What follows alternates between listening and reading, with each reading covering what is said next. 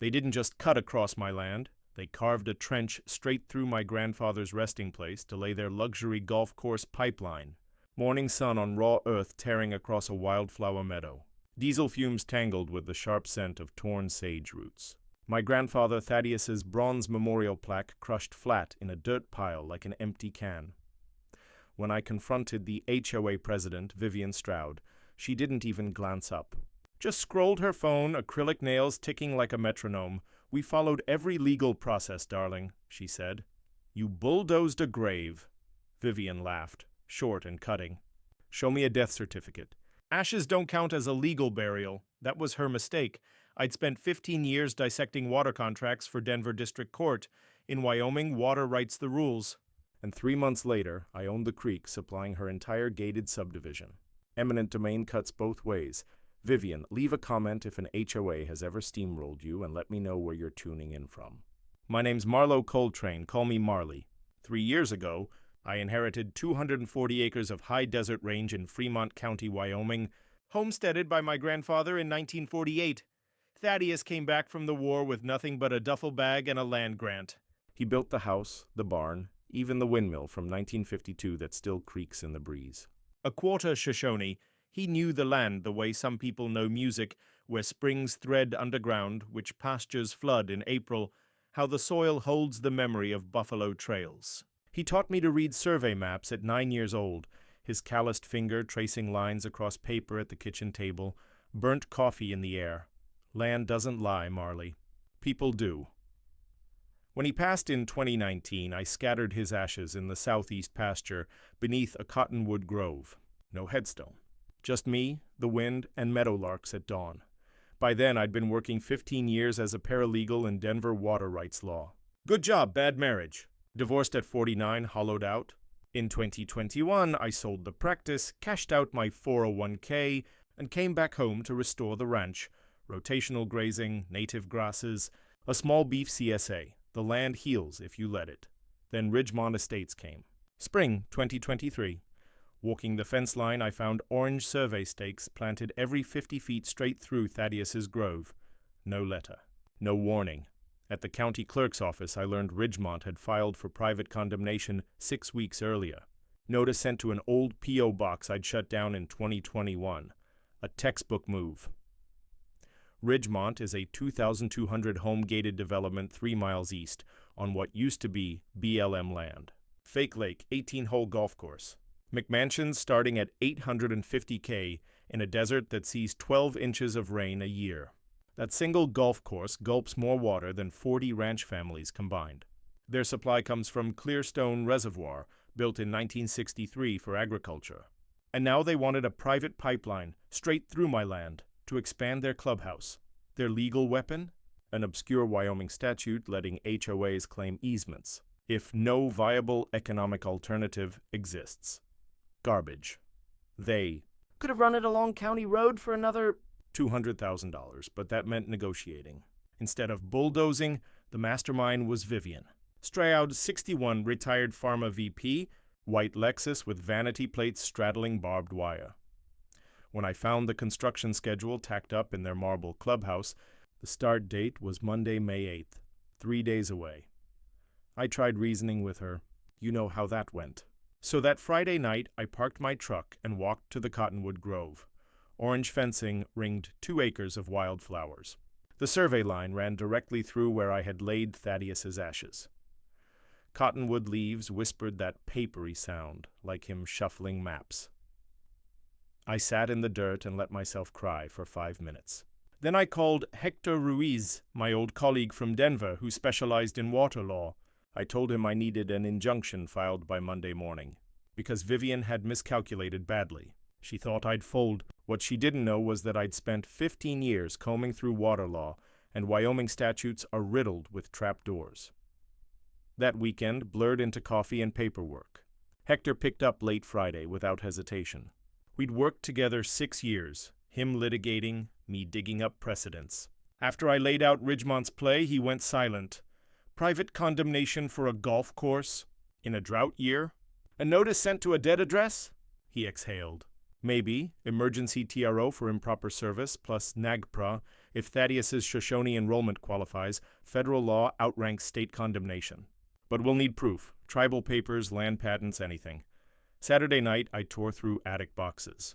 Found his Pine Ridge enrollment, his 1948 land patent, his military discharge from Anzio, spread them across the kitchen table at 3 a.m., moths battering the screen door, coyotes calling outside, dust drying out my throat. By Sunday afternoon, Hector filed the TRO.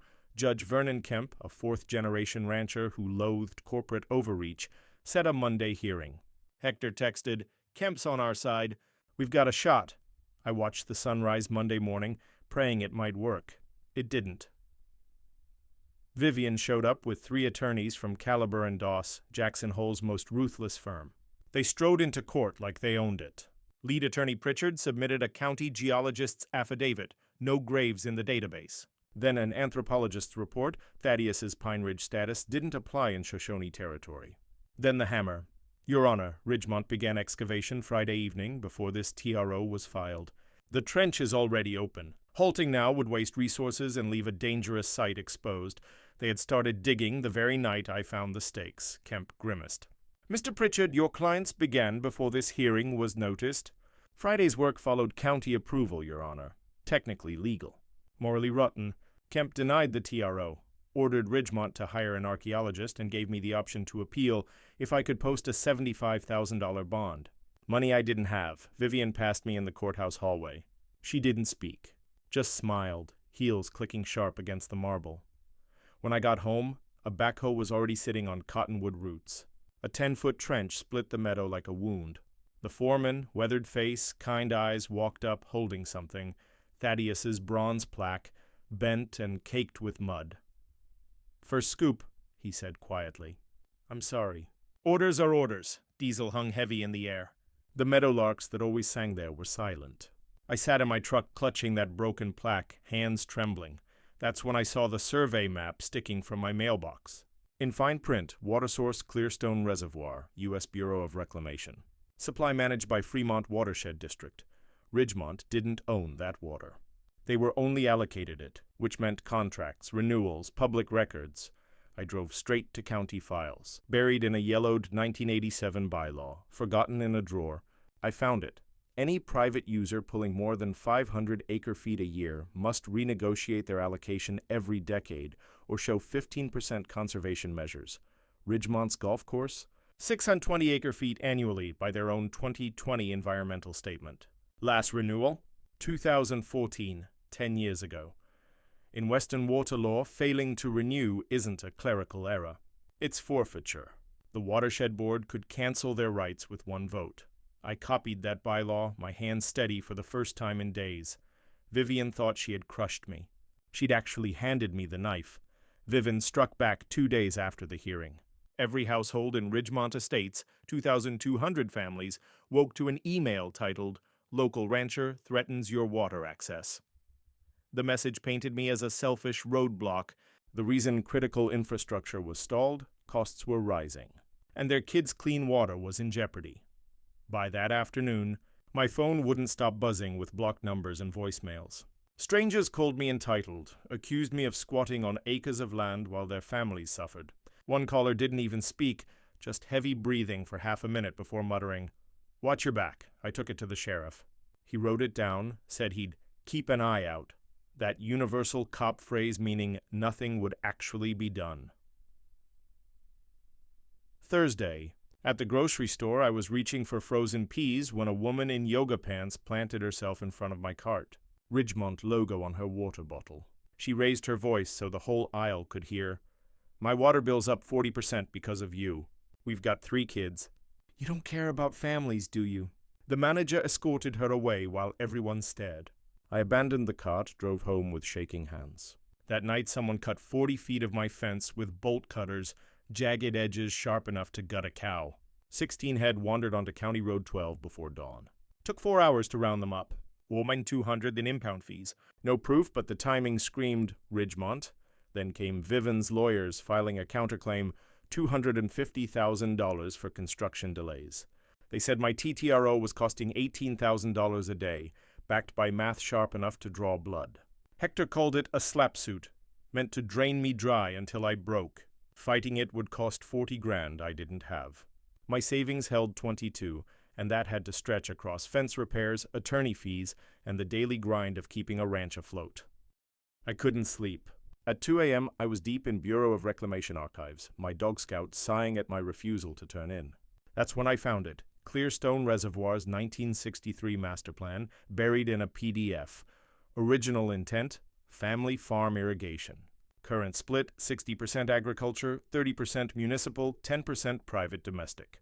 Ridgemont fell in that last category alongside small ranches and rural homes. But their golf course alone guzzled 620 acre-feet annually, more than every other private user combined.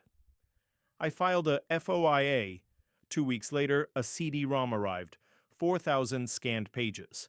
3 nights, endless coffee, highlighter bleeding dry until I spotted it. A 1987 bylaw. Any private user exceeding 500 acre-feet must renegotiate every 10 years or prove conservation measures. Ridgemont's allocation began in 2014. Renewal was due in 2024. They were overdue, and then something better. Fremont Watershed District had 7 board members. 6 were ranchers and small-town officials, the kind who might listen. The 7th was Dalton Strad, feed store owner, elected 2021. I pulled 3 years of minutes. Every vote on Ridgemont's water, Dalton said yes. Every expansion, yes. Every rancher's complaint shut down. Nowhere in the record did he mention the obvious. Vivian Stroud, Ridgemont's HOA president, was his sister. I cross-checked dates. Clubhouse expansion approved, Dalton's yes vote, March 2022. Pipeline easement fast-tracked. His yes vote, January 2023. The pattern lit up like neon. And here's the thing. Water boards in the West carry huge weight, but ethics laws are strict. Family ties, money connections must be disclosed. Failure doesn't just void votes, it opens the entire board to liability and forces a state investigation. I called Hector at 11 that night. Vivian's brother sits on the board, never disclosed it. He's greenlit every Ridgemont request. Long silence. Then, Jesus, Marley, that's grounds for state investigation. File a complaint, they'll have to audit every decision he touched. During the audit, all allocations freeze. Exactly. If violations stuck, Ridgemont could lose their water completely. For the first time in 2 weeks, I smiled.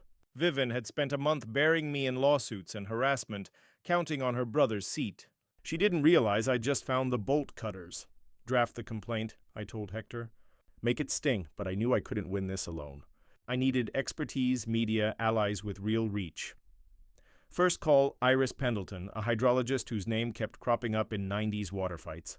30 years fighting over-allocation in Wyoming basins before retiring to Lander. I cold-called, expecting a brush-off. She picked up on the second ring. I pitched fast, gated community diverting public water for a golf course. She laughed, sharp and delighted. You had me at stealing public water. Come by tomorrow, we met at a diner. She was 68, silver braid, soil still under her nails. I spread documents, allocations, Dalton's votes, Ridgemont's consumption. She read in silence, occasionally snorting in disgust. 620 acre-feet for grass in a drought basin? Ranches south of you have wells dropping 18 inches a year. Shoshone Fish Hatchery can barely keep cutthroat alive. She pulled a notebook. Give me 2 weeks. I'll model exactly how much they're stealing downstream. Can you testify? She smirked. Try stopping me. Next call, the press. I emailed Tyrell Booker at the Casper Star-Tribune. Subject line, HOA Waters Golf Course while ranchers' wells run dry. Within an hour, he called. Met me at a truck stop off I-25, ball cap, recorder running. I gave him Dalton's undisclosed tie, Ridgemont's overruns, Iris's early data. He read twice. This is good, he said, but I need proof. If homeowners are clueless, that's one story.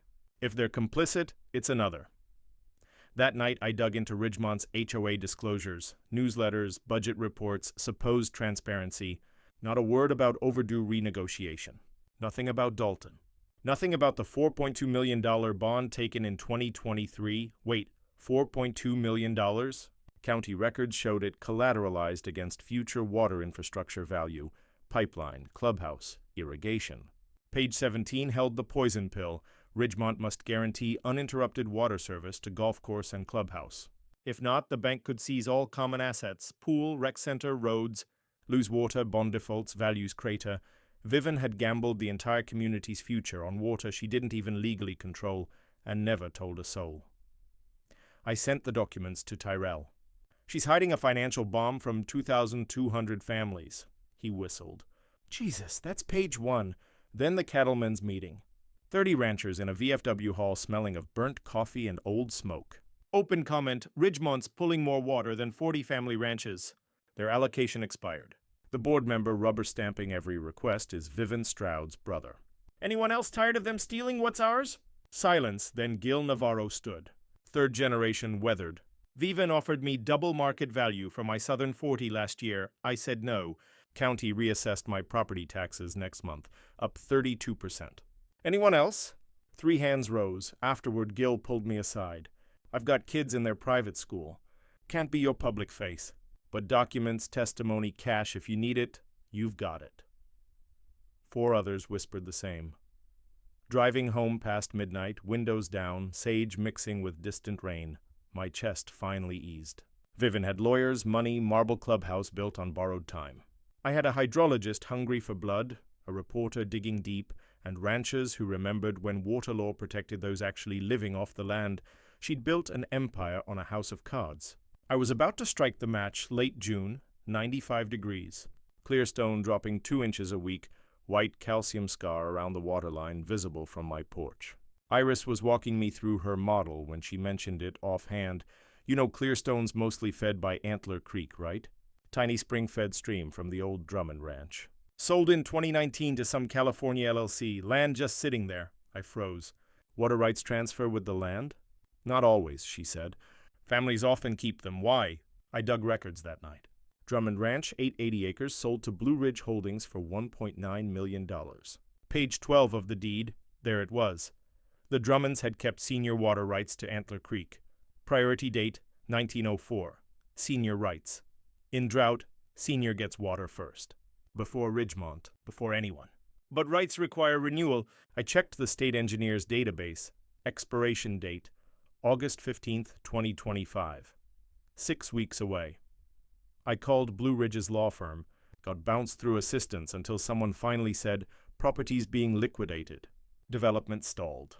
Water rights revert to state in August unless renewed. LLC would probably take $80,000 just to clear the books. 80 grand. I had 22, already bleeding 3 on legal fees, but those rights controlled 35% of Clearstone's inflow. In Wyoming law, senior rights ruled all. In drought, Ridgemont would be cut first. If I bought them, I'd hold the tap. I called Hector. I found a way to shut Ridgemont off, legally entirely. Antler Creek's senior rights, 1904 priority. If I own them, I own the tap, he was quiet. Marley, just holding those rights gives you leverage. Mutually assured destruction keeps everyone honest. What if I actually use them? Then you're punishing 2,200 families who didn't know what Vivian was doing. I thought about the voicemails. The grocery store aisle. My fence in pieces. Vivian's smirk across the courtroom. The broken bronze plaque on my counter. Those families had elected her. Built their mansions on desert sand expecting endless water. My voice didn't shake. Maybe consequences are the only lessons that truly land. Silence. Then, let it sit overnight. 6 weeks until the deadline. At sunset, I stepped outside. The peaks above the Wind River burned copper in the fading light. My old windmill groaned against the breeze. Beneath my boots, the buried pipeline thrummed, pushing water to keep Kentucky bluegrass alive where only sagebrush belonged. I wasn't going to sleep on it. I'd buy the water rights, not as leverage, but as a weapon. 6 weeks to come up with $85,000 first move. Ty Booker's article ran in the Casper Star-Tribune on July 2nd. Gated communities, water gluttony threatens rural livelihoods. He nailed the framing, not Marley versus Ridgemont, but the systemic theft of public water for luxury golf courses while working ranches dried up. He cited Iris's research on failing wells downstream. He quoted Gil on shady tax reassessments. He even added a sidebar breaking Wyoming water law into plain English. Within 2 days, it blew up in agriculture circles. Reddit threads, Facebook groups, email chains. How can we help? Flooded my inbox. Hector's advice. Call it defending family ranching, not commercial investment. That's protected advocacy. So I launched a GoFundMe, Help a family rancher protect water rights from corporate overreach. No mention of Ridgemont, no defamation suit to risk. I leaned hard on my grandfather's legacy, small-scale agriculture, David versus Goliath. 12 days later, $41,000 raised, messages poured in from Wyoming, Montana, Colorado. Ranchers who'd fought their own wars. Sustainability influencers shared it. Someone in Vermont sent $500 with a note. My great-grandfather lost his farm to developers in 1987. Make them pay. Still $44,000 short. That meant selling cattle.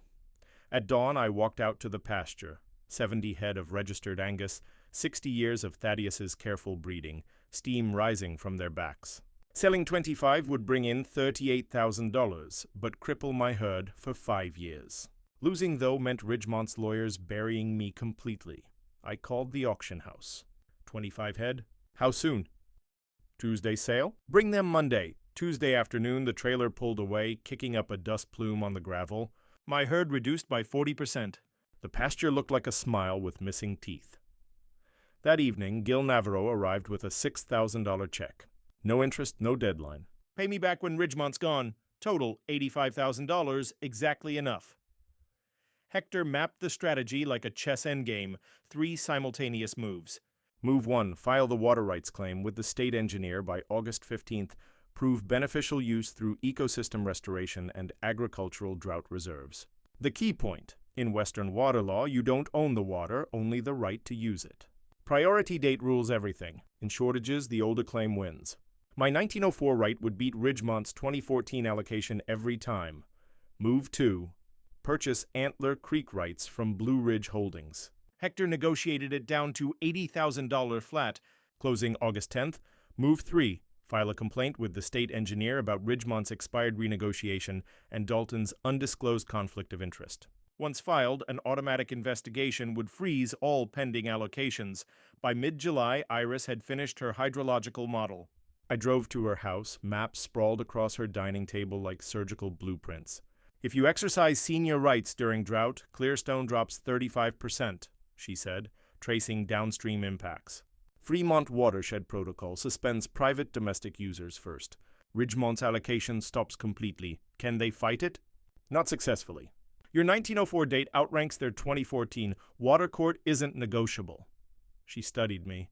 The question is whether you can live with it. Can they live with desecrating my grandfather's grave? Her smile was thin, satisfied. I'll testify to that. Ty released his articles in waves. Second piece, mid-July. Rancher versus HOA, Modern David and Goliath. Photos of my ranch, the broken plaque, the pipeline scar. A human interest hook to make me sympathetic. Third piece, scheduled for August 24th, the day before the watershed meeting. Undisclosed conflicts on water board. The Dalton Strad expose, complete with emails, voting records, evidence. Time to explode under maximum public pressure. My neighbor's daughter set up my TikTok, posting 60-second explainers on water law. One video of the broken plaque hit 400,000 views. Most comments were supportive. Ridgemont residents called me an eco-terrorist starving children of water. I hired 2 off-duty deputies to patrol my property through August. Installed trail cameras. Twice they caught the white Lexus creeping by at 2 a.m. Still no proof on the fence cutting, but the pattern was obvious. August 10th, 3:47 p.m., I signed the papers at the county clerk's office. Antler Creek water rights, 121 years of seniority, priority claim 14, officially mine. I drove home and walked to the Cottonwood Grove. The pipeline still hummed underground.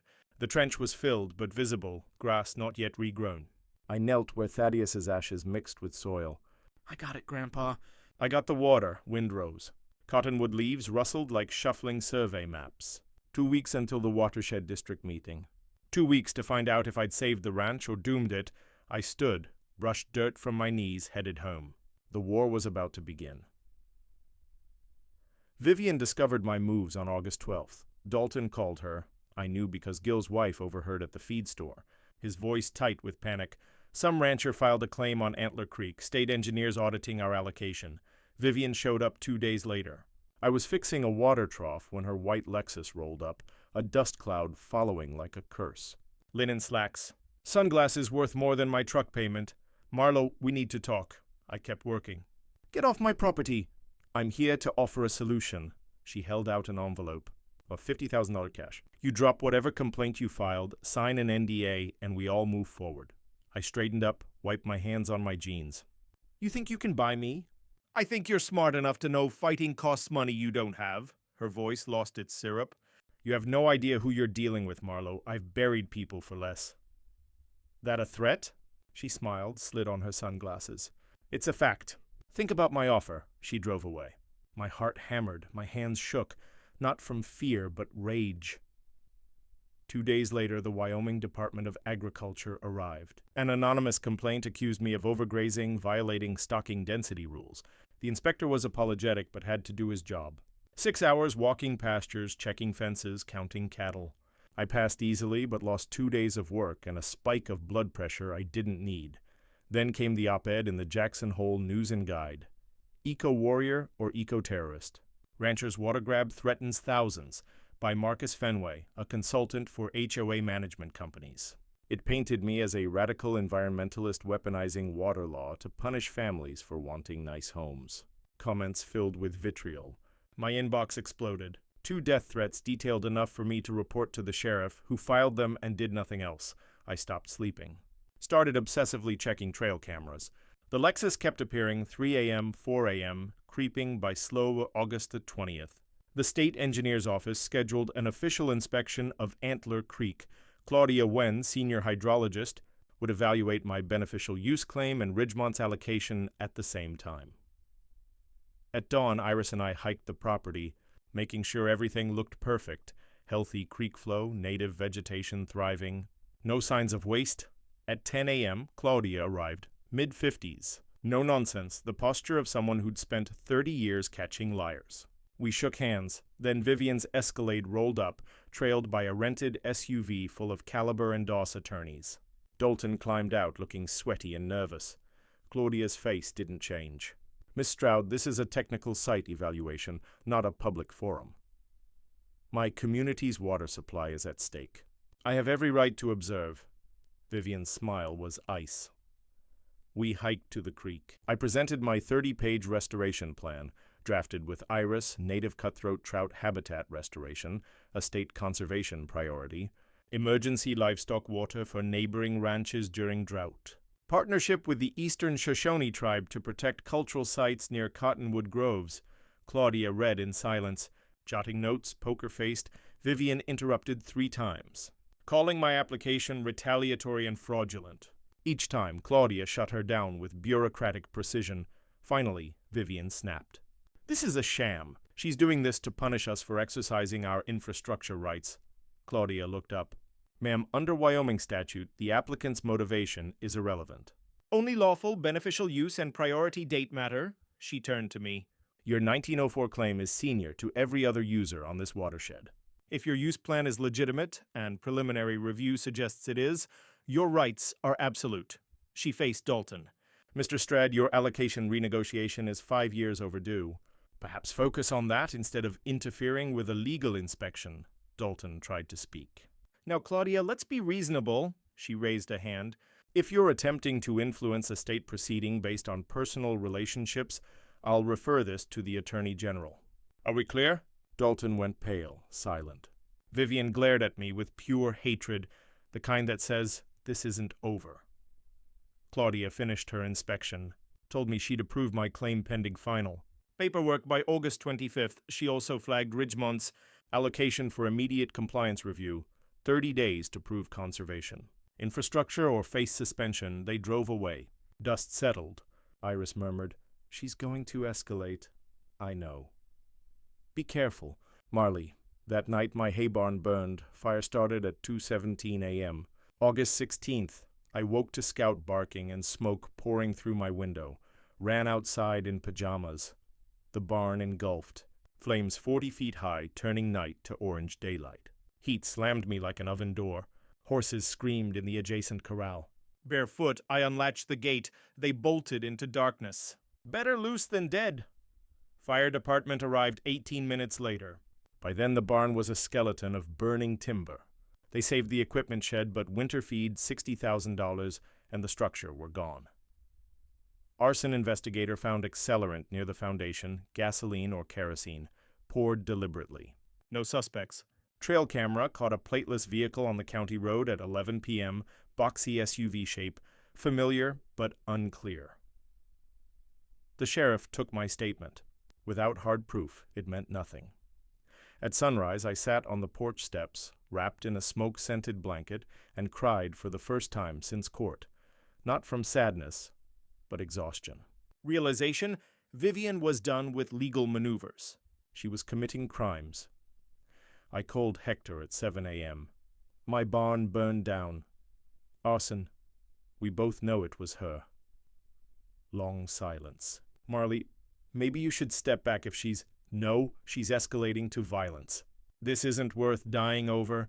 I'm 3 days from filing the final paperwork. 3 days from locking these water rights forever.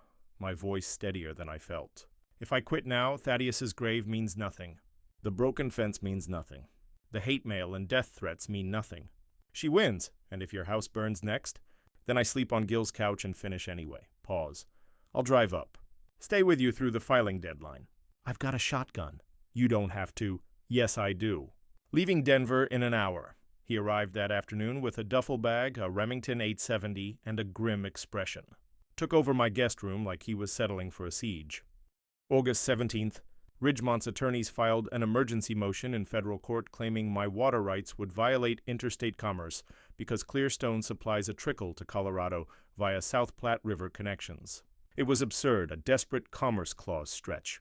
Judge denied it within 48 hours as frivolous and meritless. Vivian was running out of legal moves, which made her more dangerous. I spent those days perfecting my final documentation for the state engineer. Hector formatted every detail to state specs: beneficial use plan, environmental impact assessment, historical claim verification. Every comma correct. No chance for bureaucratic rejection. Nights I barely slept. Checked the trail cameras constantly. The white Lexus passed twice more, 1 a.m., 4 a.m., headlights off, slow rolling, psychological warfare. Hector sat on the porch with his shotgun. At 5 a.m., I made coffee. We sat together in silence, watching the sunrise. 8 days until the watershed board meeting, he reminded me that morning, August 20th. I know, I said. Ty's expose on Dalton goes live the day before. Iris has her testimony ready. Gil and 3 other ranchers will be there to speak. Everything's lined up unless Vivian pulls something worse than arson. He glanced at me. Worse than that? What could be worse? I stayed quiet. I wasn't about to give shape to the dark possibilities in my head. August 21st, I brought in private security, 2 off-duty deputies rotating 12-hour shifts to patrol the property. I couldn't afford them, but I also couldn't afford not to. Their pay came from the GoFundMe that was meant for legal fees. But survival, I decided, counted as a form of legal defense. August 23rd, I made the 6-hour round trip to Cheyenne to hand-deliver the final water rights claim to the state engineer's office.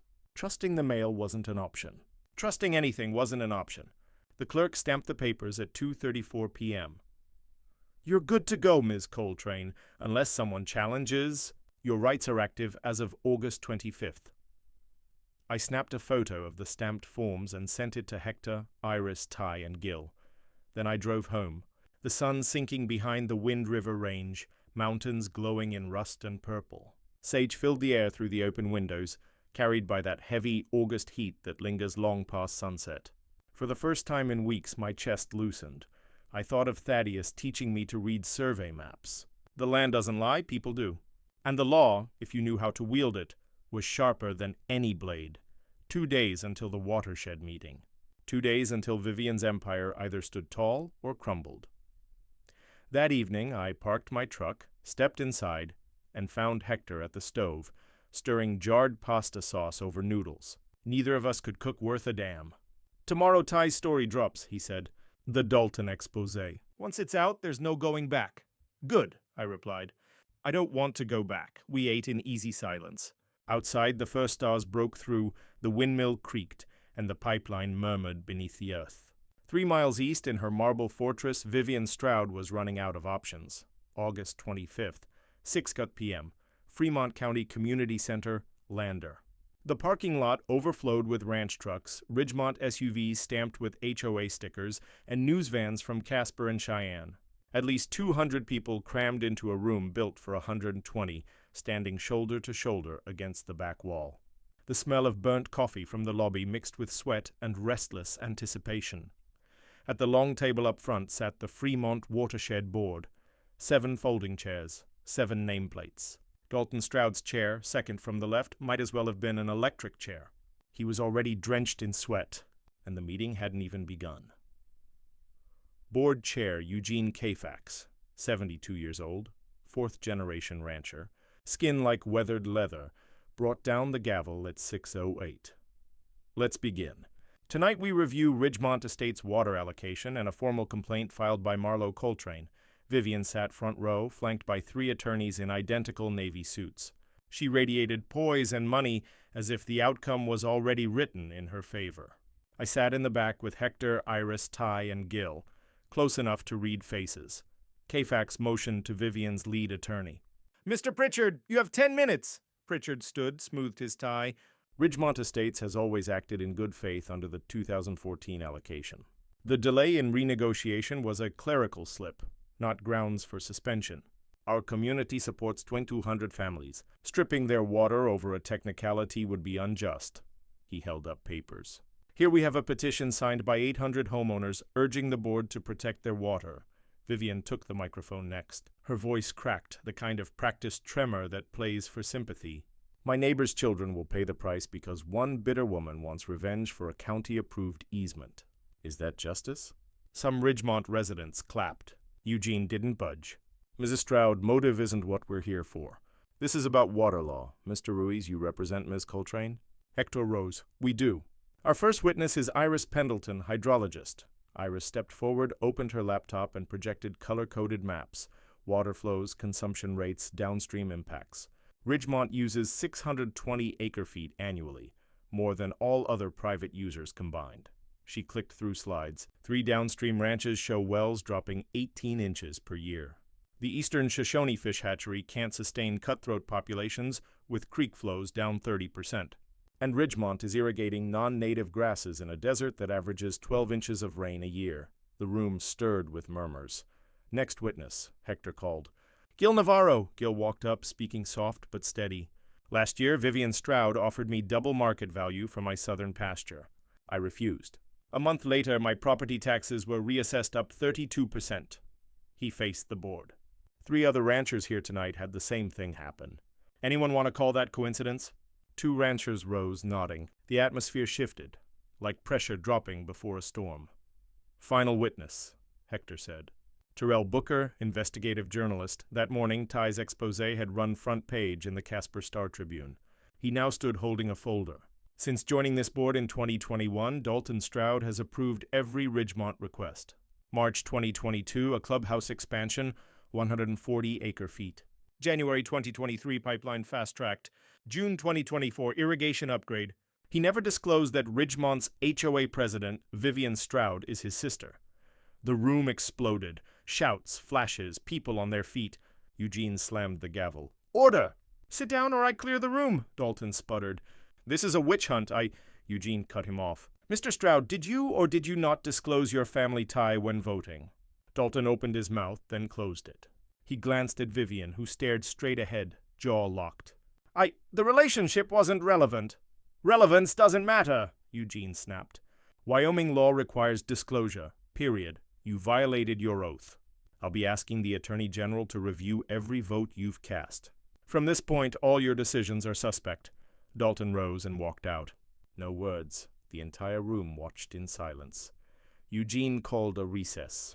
When the board returned at 8:10, the air had completely shifted. Ridgemont's lawyers looked like mourners. We've considered the evidence, Eugene said. First, Mr. Stroud's resignation is accepted immediately. Second, Ridgemont's allocation is suspended until water reclamation systems meeting state standards are installed. Estimated cost, $1.2 million. Third, Ms. Coltrane's senior water rights claim is approved. He turned to Vivian. 90 days to comply or your allocation is revoked permanently. Meeting adjourned. The gavel fell. Vivian shot up so fast her chair toppled. Cameras caught her middle finger as she stormed out. A photo that hit Reddit within an hour. Ridgemont residents sat stunned. Some crying, most furious, not at me, but at Vivian, realizing she had gambled away their future. I stayed still. Hector squeezed my shoulder. "You did it," outside reporters swarmed. I gave 2 sentences. Water is a public trust. It belongs to the land and the people who live on it, not imported grass. Then I got in my truck and drove home. The fallout came fast and hard. Within 2 days, Ridgemont's $4.2 million loan defaulted. Without guaranteed water, bondholders panicked. An emergency HOA meeting on August 27th turned ugly, homeowners demanding answers. Where was the $4.2 million? Why hadn't the expired allocation been revealed? Why didn't anyone know about Dalton? Vivian resigned September 3rd. 2 weeks later, she moved to Arizona. Dalton faced state ethics charges still pending. A new HOA board was voted in. They levied $2,800 per homeowner to fund the reclamation system. Protests erupted. 40% signed a petition to recall the previous board for negligence. But then something unexpected happened. Not every Ridgemont resident was my enemy. September 12th. Barn raising.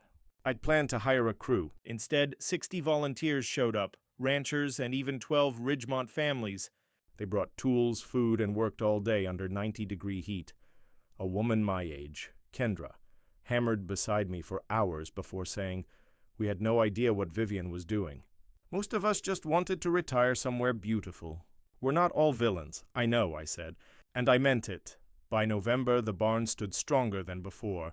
Metal roof, proper ventilation, solar panels. Insurance money and leftover GoFundMe covered it. The arson case went nowhere. No charges.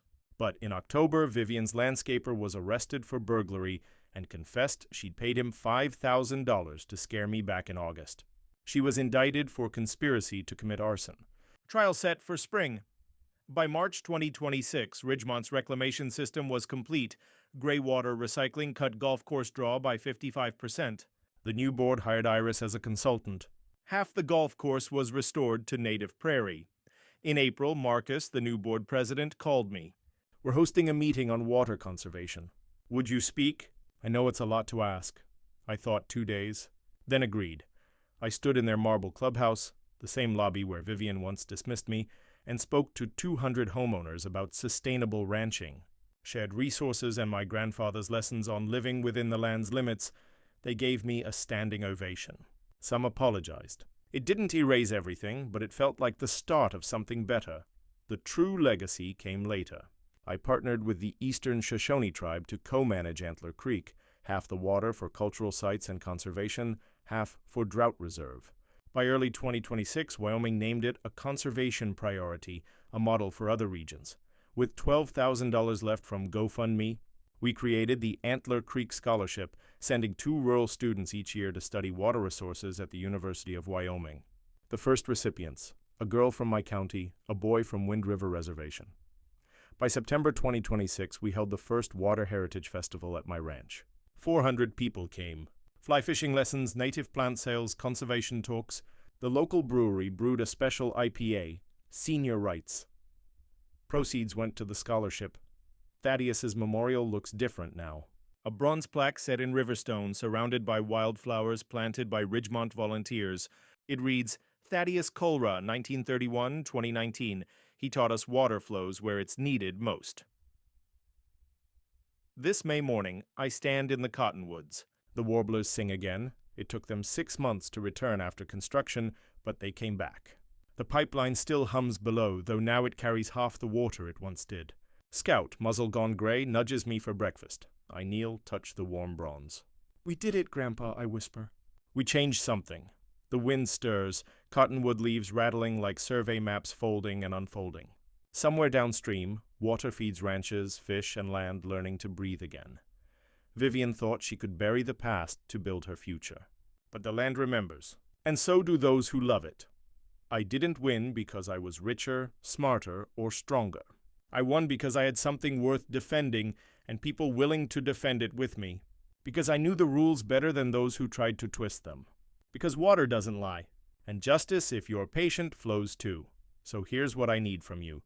Drop a comment with your worst HOA nightmare.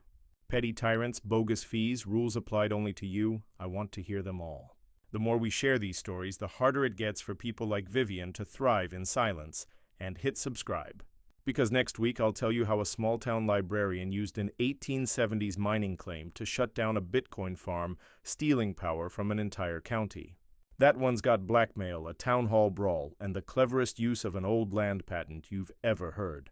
The fight for what's right never ends. It just finds new battlegrounds. But if you know the land, know the law, and know your people, you can win. I'm living proof.